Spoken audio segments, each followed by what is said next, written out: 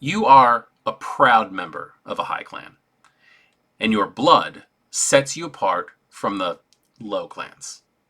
Despite the formal notion of either supposedly set aside with the formation of the Camarilla. Because of the blood in your veins, you believe you are entitled to certain rights, especially those which allow you to bully and issue orders to members of the low clans. Your bane is less of a curse and more of a blessing to you, proof of your inherent nobility. Traditionally, high clans include the Toreador, the Ventrue, Lasombra, and Tzimisce. In former times, some Brujah and members of the Clan of Death bore the title. In some parts of the world, the Banu Haqim and Ministry are included as high clans. In exceptionally rare occasions, the Tremere may be considered a high clan as well. Greetings, kindred. I am Voivode Maquette, and welcome back to our World of Darkness and the Laws of the Night playlist. In this playlist, we go over LARP, live action roleplay rules for Vampire the Masquerade, which are presented to us by Mind's Eye Theater and by Night Studios. So, Loresheets in the book are marked down as a special type of background advantage. You can buy these at character creation, or with your storyteller's permission, you can buy them after your character's already been in play for some time. This is something that you're going to want to talk to your storyteller about because not all Loresheets will fit within the confines of a chronicle. Loresheets are a special way of not only giving your character a special advantage or advantages in gameplay, but also tying them in to the overall background meta plot within the Vampire the Masquerade storyline. I have found as a storyteller that Loresheets tend to be ignored at character creation just because it's a new mechanic and people don't exactly know what it is. Now, depending on when you're watching this, or even in your chronicle setting, this might not be true for you. You could very well have a game there people are obsessed with Loresheets, and with good reason. People who are used to playing Vampire the Masquerade 5th edition tabletop will know the benefits of Loresheets and exactly what they can do for your character. And there are several options in Laws of the Night and in future publications coming out from by Night Studios. That being said, I do want to point out that Loresheets are a lot different in LARP than they are in tabletop. In the tabletop setting of Vampire the Masquerade, Loresheets are going to add a special nuance to your character sheet. You might get a bump here and there in a background or even a discipline power because you have an associated lore sheet. However, in LARP, Loresheets tend to be a heavier hitting mechanic. They give you massive advantages.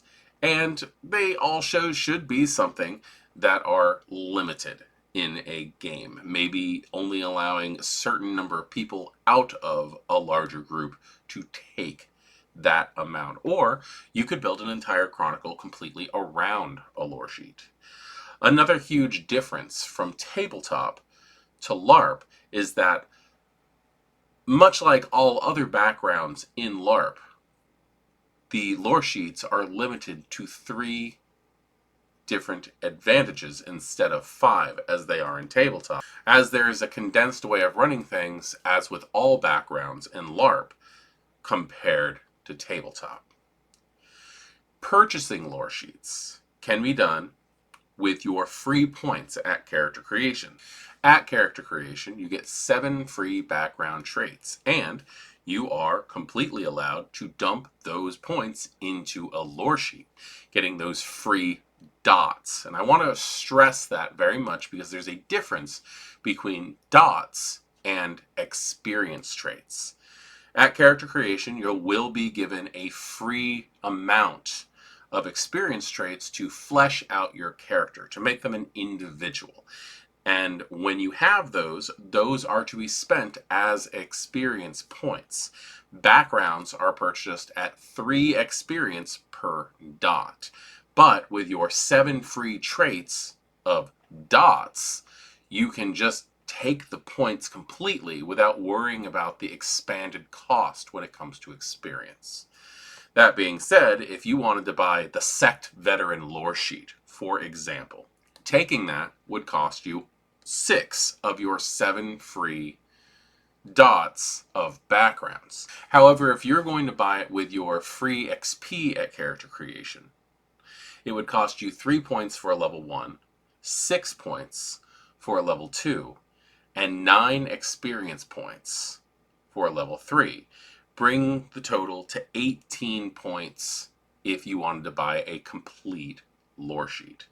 Now, personally, I am the kind of person who likes to buy things little by little over time so that my character has a chance to grow into what those advantages are. That is my style of playing. It is not the only style of playing. And being able to start with a small amount of a lore sheet to build up the tension is a lot of fun. With that being said, you do not have to buy these in order of experience. You do not have to start with level 1. You could very well start with the 3-point background instead, because what these are associated advantages with the meta plot that your character can take advantage of in any order they wish. You could buy a 1, you could buy 1 and a 3, you could buy just the second one. You can do it any way you want to. And that needs to be kept in mind, that these are not a progression style trait. In that way, multiple characters could start with the same lore sheet and have completely different advantages for taking it. So tonight we're going over the lore sheet of the High Clans, which is something that is going to be different in every game that you partake in, which is pretty interesting. You don't really find many that are going to be different. Now, the mechanics are the same, but who can take point in those mechanics is really what the big thing is that's going to change. Investing 1 dot into this lore sheet gets you Peacock. You are proud of being a High Clan and have been trained in etiquette, politics, and courtly graces. Once per game session, you can automatically succeed on a frenzy test caused by being insulted, embarrassed, or humiliated by a vampire publicly known to be a member of the Low Clan. You also gain the first 2 dots of the etiquette and politics skills. Now, this is one of the lore sheets that I actually am actively playing with right now in games. The character that I'm playing at the DE events, the Darkness Emergent events, has this, and Peacock is just so much fun to have.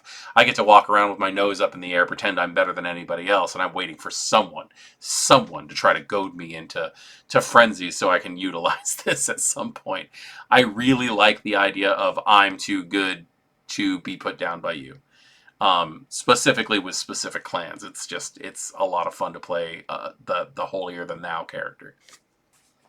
Dedicating 2 dots into this lore sheet gets you friends in high places.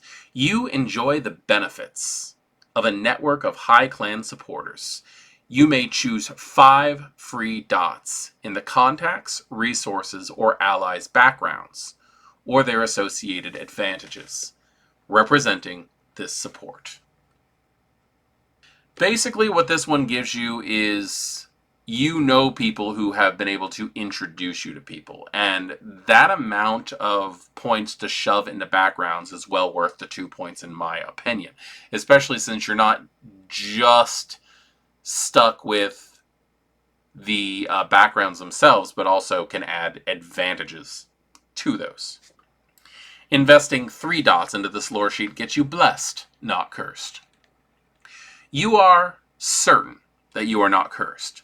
Rather, your clan weakness is a blessing that shows your true pedigree, an indulgence that teaches you about who you are and where you ought to improve yourself. Once per month, you may spend a willpower to ignore your clan Bane for a scene. This one can come in handy with a lot of different clans, but there are also thoughts on how this is not so handy when it comes to specific ones.